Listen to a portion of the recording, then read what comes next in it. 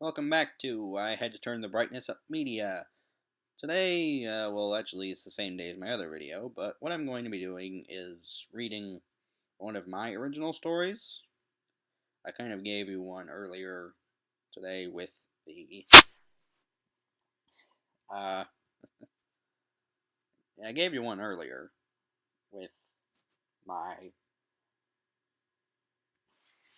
Anakin Skywalker thing, but this one is not fan fiction. It's actually an original story written by me for a project originally, and I'm going to be reading it to you.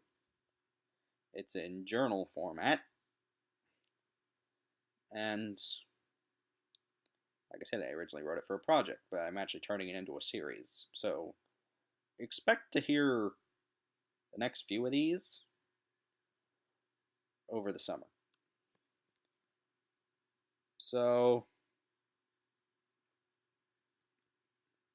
The Soul of the Sahara, the true story of the Traveler of the Sands as written in her journal, circa 1407. Now, for those of you who don't know, 1407 is the time of the Mali Empire, no, the Songhai Empire. And they had to write a story about one of those empires for history. And this is what came out. June 14th, 1406. Gets kind of lonely walking across the vast desert by herself, so I have taken to riding as a favorite pastime. I hope that I will return to my hometown and I will be the most successful woman they've ever seen, and the town's only author. It's hard to go from Timbuktu to Tunis in less than 2 months with 200 pounds of salt on a wagon, but I've always managed. That's probably why they call me the Traveler.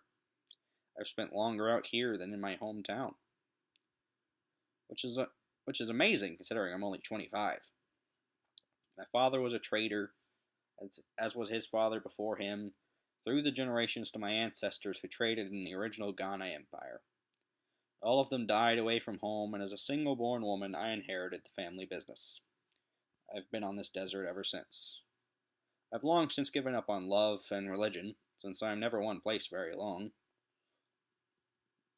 July 5th, 1406. Sigil Massa is the most interesting city I know. I've been there 10 times, and there's always some new bit of news to hear. I happen to know an old Muslim scholar who runs the town records. He even gave me this journal last I was here. Unfortunately, a young woman reading and writing isn't exactly normal, so we do keep our friendship secret.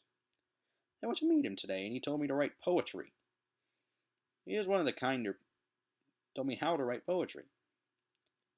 He is one of the kinder people I've met, and certainly the smartest, but I have another reputation in this city. In this city lives my one dissatisfied customer, the man who gave me the money to keep my father's business. Charges more and more interest each time I go to see him. While I am successful in making money, his greed leads to exploitation. As I traverse the streets, I get looks of disgust from men and pity from women. As I get back to my wagon, the man watering my camel looks at me as if to say, "Never come back." But I always do. July 7th, 1406. If the desert doesn't kill me, the loan shark will. Still, this last stretch to the port city of Talos is always enjoyable. I get to talk to more traders going to and from the city, and they tell me illogical stories about their own travels. More importantly, what they know of mine. I have a reputation of being both the fastest and least used trader in Songhai, mainly due to my age and gender. On this road we are all equals.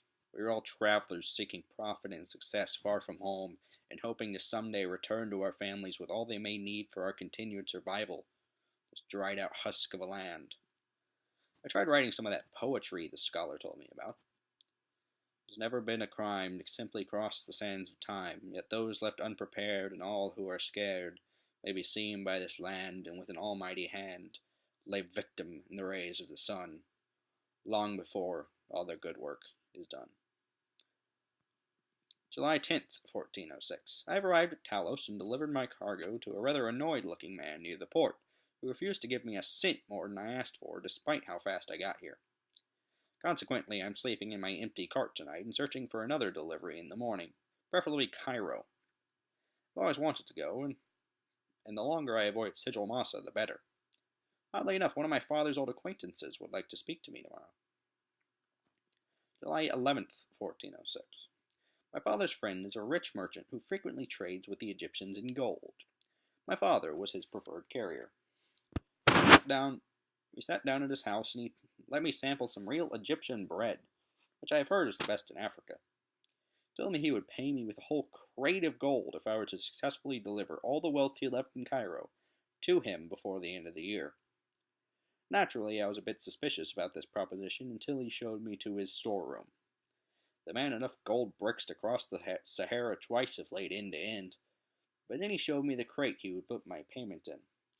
The crate was as tall as me and about half as wide, so I accepted.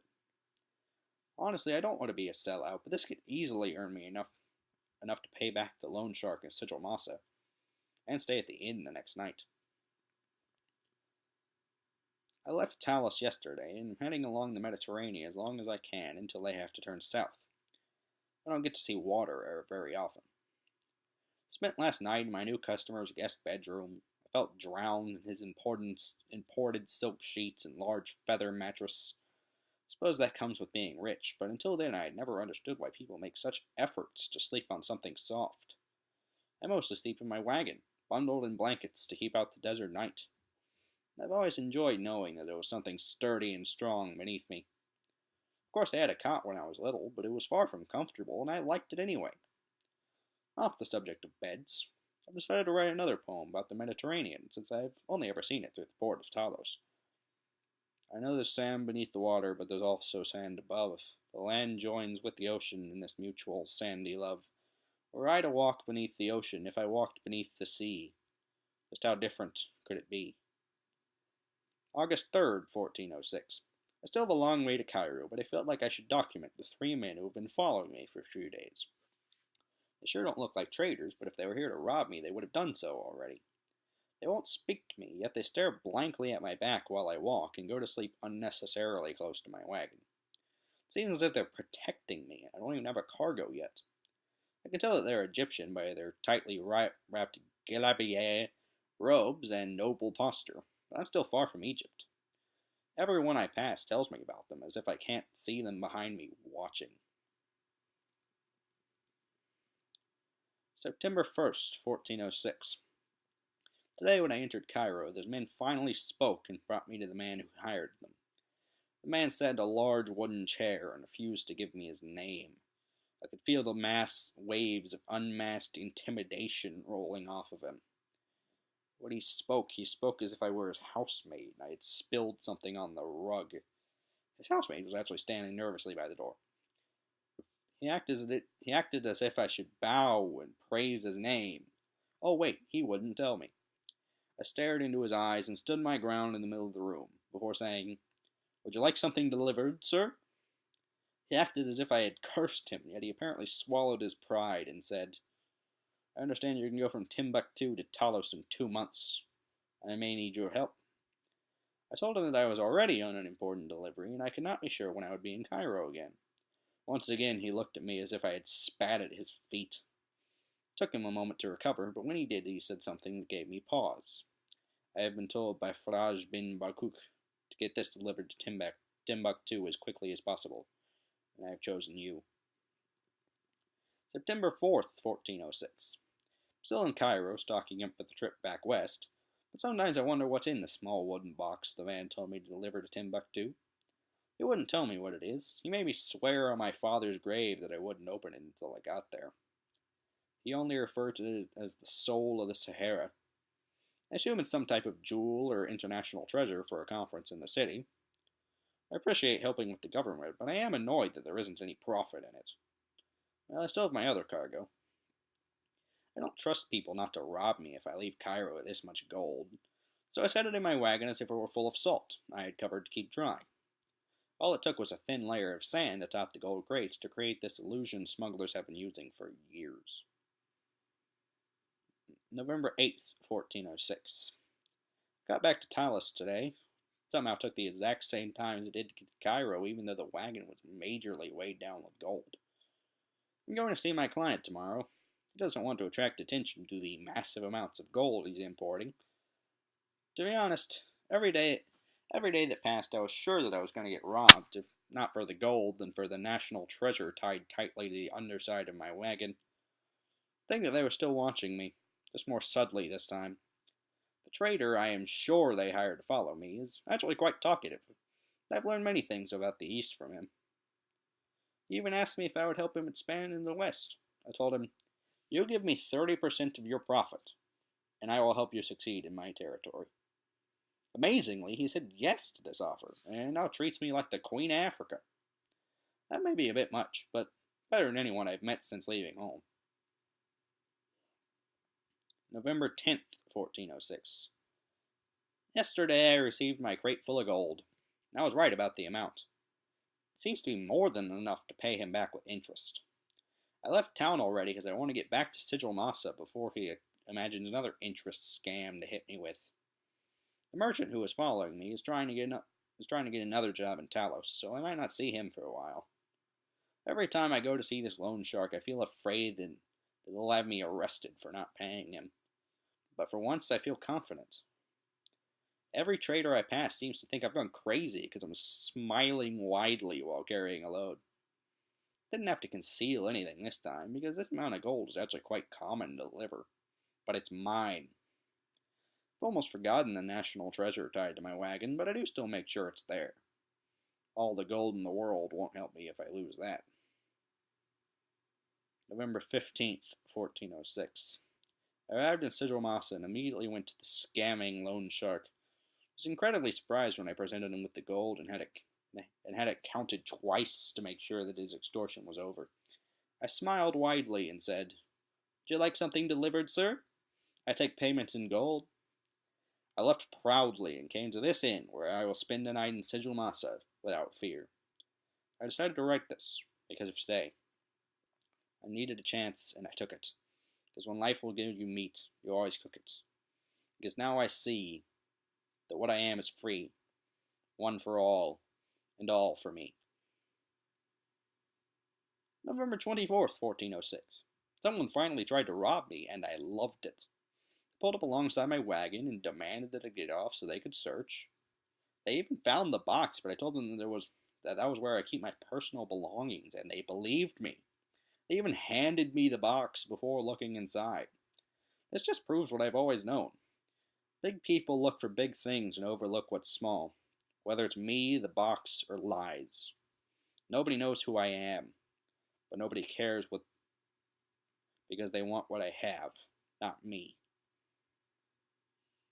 December 25th, 1406. Delivering the box to Mar Arandan today, but I still don't know what it is. Of course, I felt tempted to look because I know nobody would know, but I do believe in package confidentiality. Going home after I deliver this, I want to tell my mother that I will be working for myself from now on. Never been to the embassy in Timbuktu before. Never had an excuse. Like I always say, if you get invited, you should never go. If you aren't, go wherever you want. When I walked in, they took the box and refused to tell me what was in it. But I wasn't curious enough to ask. They asked me what I wanted in payment, and I told them, "Let me deliver whatever you need, and pay me for that." This one was on me. January 1st, 1407. I returned home today and told my mom I would be staying for a while. She was a little confused, but I assured her I am still making money. Actually, more than before. I left my wagon behind the house and slept in my old cot. I haven't visited since I was 18. Told her all my stories and those I had heard along the way. She listened as if they were all true, even though she didn't know they were. Everywhere I go in town, I talk to my old friends and tell them about my travels as if I'm staying forever. I know that I'm going to leave again, though, because I didn't look into the soul of Sahara, but the Sahara looked into me.